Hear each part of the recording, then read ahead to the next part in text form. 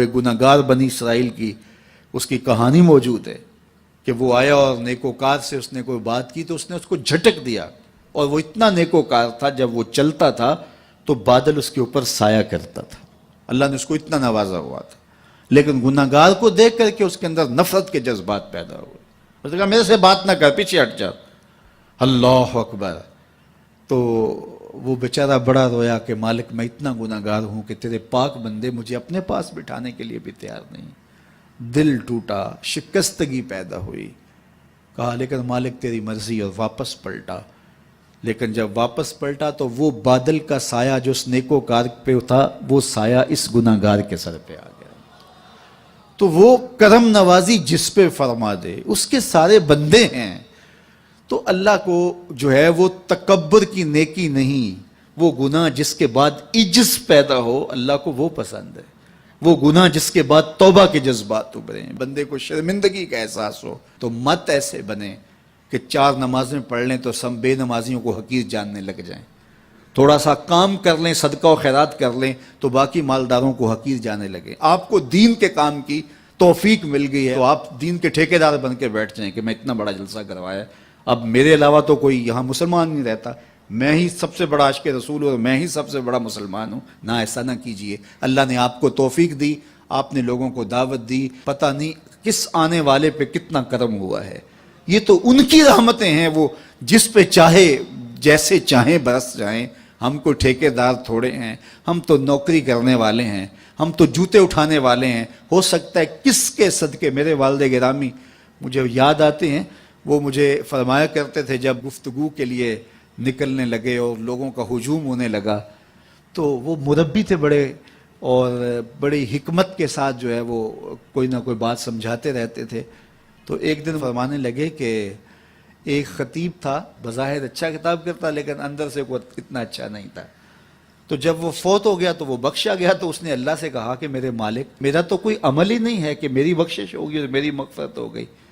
تو فرمایا کہ ہاں ہم تجھے جانتے ہیں، لیکن ایک دن تو کہیں واز کر رہا تھا، میرا ایک بندہ بیٹھا تھا، اس کو پسند آ گیا، میں نے اس کے صدقے تیری مغفرت فرما دی۔ اٹھ فریدا ستیا تے میلا ویکھن جا، اٹھ فریدا ستیا تے میلا ویکھن جا، وت کوئی بخشیا مل جاوے تے تو ہی بخشیا جا۔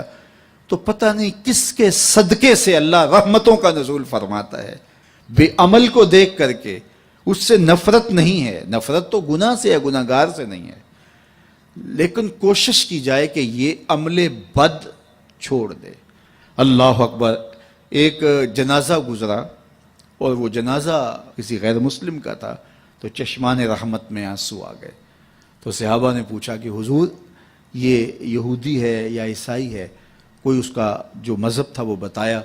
تو فرمایا کہ مجھے اس بات پہ افسوس آیا کہ یہ اسلام نہیں لا سکا اور کفر کی حالت میں مر گیا، تو اگر یہ اسلام لاتا اور جو ہے وہ جنت کی راہوں کا مسافر ہوتا تو کتنا اچھا۔ یہ اس کے ساتھ بھی ہمدردی ہے۔ تو اللہ کی مخلوق، یہ جنت کے اکیلے ٹھیکیدار بننے کی کوشش نہ کریں کہ میرے علاوہ کوئی جائے ہی نہ، جنت کے دروازے پہ میں بیٹھ جاؤں گا کسی کو، یہ زیادتی ہے۔ میرے تو اعلیٰ حضرت نے یہ کہا تھا، ایک میرا ہی رحمت پہ دعویٰ نہیں، شاہ کی ساری امت پہ لاکھوں سلام۔ تو اس لیے امت سازی کی ایک تو کوشش کریے، اپنے اندر باہمی چھوٹے چھوٹے نزاع اختلاف، یہ انسانی فطرت ہے، انسان کے اندر طباع کے اندر اختلاف ہے، ترجیحات کے اندر جو ہے وہ اختلاف ہے، اپنے اپنے مزاج کے اندر تفاوت ہوتا ہے۔ تو ایسا نہ ہو کہ چھوٹی چھوٹی باتوں سے آپ جو ہے وہ امت کو پھاڑ چیر کے رکھ دیں، نہیں، بلکہ امت کا جو تصور ہے اس کو قائم رہنا چاہیے۔ تو گناہ کے بعد جب انسان کے اندر ندامت کا اظہار ہوتا ہے، وہ جو آنسو ٹپکتے ہیں، بندہ اپنے آپ کو چھوٹا سمجھتا ہے، میں اتنا گناہگار، میں پاپی، میں مجرم، میں میلا اتھرو، جب وہ اپنے آپ کو دیکھتا ہے کہ میں اتنا برا شخص ہوں، تو پھر اللہ کی رحمتیں اس کے اوپر متوجہ ہوتی ہیں۔ تو اس کو پسند ہے کہ جب بندے اس کے حضور عاجزی کرتے ہیں، اس کے حضور معافی مانگتے ہیں، تو مت کسی کو حقیر جاننا کہ یہ گناہگار ہے، نہ جانے اس کا انجام کیا ہو۔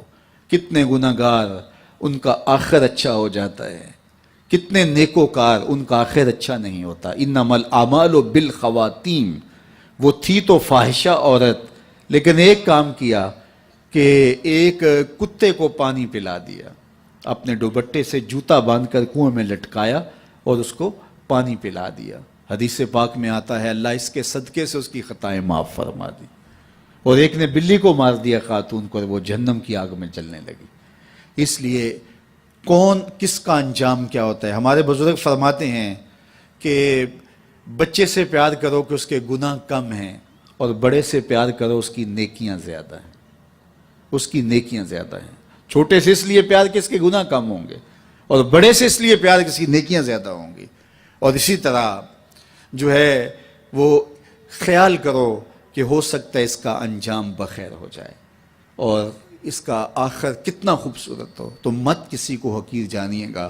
ایک میرا ہی رحمت پہ دعویٰ نہیں، شاہ کی ساری امت پہ لاکھوں سلام۔ تو حضور کی امت سے پیار کرو، مخلوق خدا کو جوڑنے کی کوشش کرو۔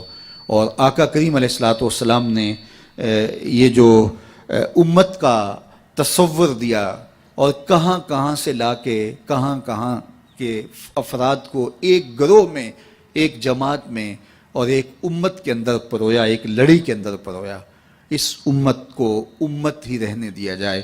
اللہ مجھے آپ کو اپنی پناہوں کا حصار عطا کرے۔